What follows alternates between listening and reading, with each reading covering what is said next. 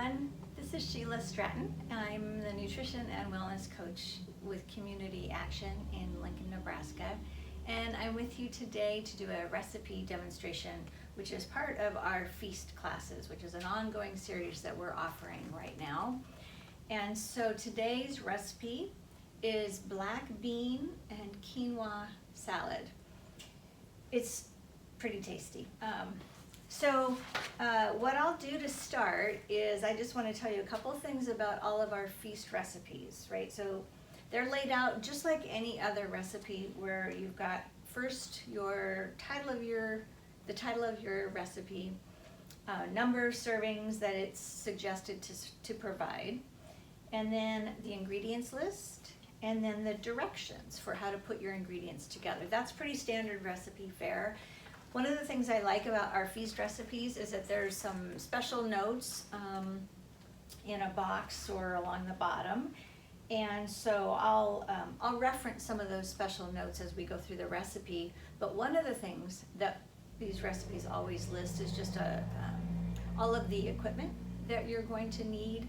You know, like one mixing bowl, a utensil to stir. You know, various things like that. So it's kind of nice. You can kind of look at that list and pull your ingredient or your supplies together, as well as your ingredients. So first thing I'll do as we move into the recipe now is I think what I'll do is just go through and tell you all of the ingredients, and then we'll make some special notes about them. So what we have for this recipe is uncooked quinoa to start. Quinoa right here. I'll say more about that in a moment.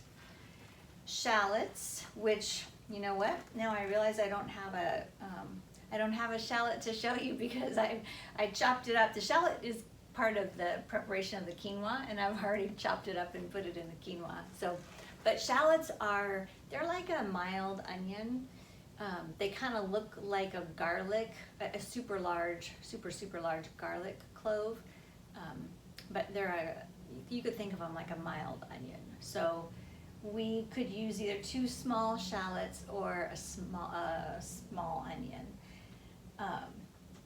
Bay leaf, salt, cumin, oregano, red or green bell pepper. So I've got bell pepper here, which has been chopped, and a cup of fresh or frozen organic, fresh or frozen corn kernels right here, and I used frozen. A can of black beans, and some cilantro, some cayenne pepper, some lime juice or apple cider vinegar. And as we go through our feast recipes, you'll start to see that one of the things we always have when we're making a salad and we're making our own sort of dressing, rather than buying store-bought, is we're gonna always have some sort of an acid, right? Acidic thing. So that's a citrus fruit, which would be lemons, limes, or even oranges, or some recipes might even call for some grapefruit juice. But a citrus or some sort of vinegar. In this case, we've got apple cider vinegar, but any other number of vinegars that you have on hand could be used in recipes. So that's what's meant by an acid, and that's part of all of our dressings that we do for our feast recipes. So that's our list of ingredients. So let's put this together. In our special notes section, it suggests that we want to cook our quinoa ahead of time and let it cool down before we make our salad. So I have already done that. And this quinoa is really, really tasty because what they've suggested in the recipe is that rather than just cooking it plain, it adds the bay leaf, the cumin, the oregano, and the shallot. So all that stuff went into the cooking pot, and we cooked the quinoa, so that delicious flavor has infused this quinoa, and it's quite tasty. So are you guys familiar with quinoa? It's a grain. don't know if you've seen that at the store. They're very tiny little grains. Let me open this up and show you. It's a personal favorite of mine, in part because it's really loaded nutritionally. It has a surprising amount of protein for a grain, but they're super tiny, which is another kind of fun thing. I don't know if you can see that, but just drop those little guys. So they're very small, but they pack a nutritional punch, which is awesome. And they cook up pretty simply. It's just, it's a 2-to-1 ratio, water to dry quinoa. So this was a cup of dry, and it made about 3, maybe a little more than 3 cups of cooked quinoa. So that's pretty good too. So quinoa has already been cooked. If you haven't tried quinoa before, I highly recommend it. And think of it just like, you know, a replacement for brown rice, as you're thinking about if you want to use it or not. Okay, so that's our quinoa. It's already been prepared. And so I'm just gonna fluff it up a little bit. And after this is cooked and you've got your stuff chopped up and ready to go, it's just a matter of throwing it together. So what we do next is we mix our cooked quinoa with our other ingredients, and that's it. So quinoa is gonna go in.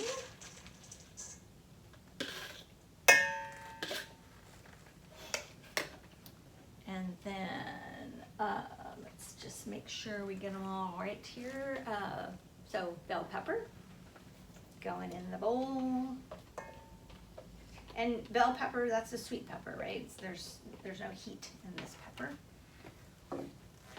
And then corn, you could use fresh or you could use frozen.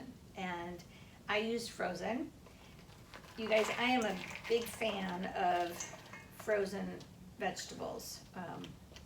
It's really a great way to, you can take advantage of vegetables because at their peak, right? Because that's when they're picked from the field, when they're harvested, they're right away they're flash frozen, and so you're really kind of capturing that fresh quality. And you know, if you've got room in your freezer, you can watch for sales and stock up when they're on sale. So it's a really great option, I think.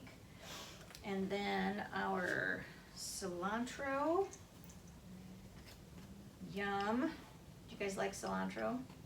Some people either really like it or they really don't, in my experience. I really like it. And our black beans, I have them here in this strainer because I always rinse my canned beans. Kudos to you if you've got some dry beans and you cook those up yourself.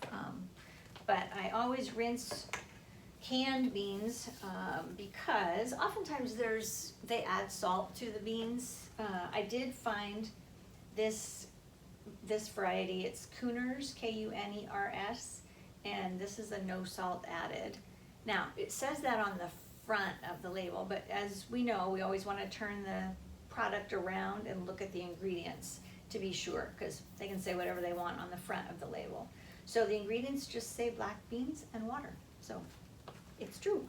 And that is legally binding. This stuff on the back is, they have to tell you the truth of what's in there.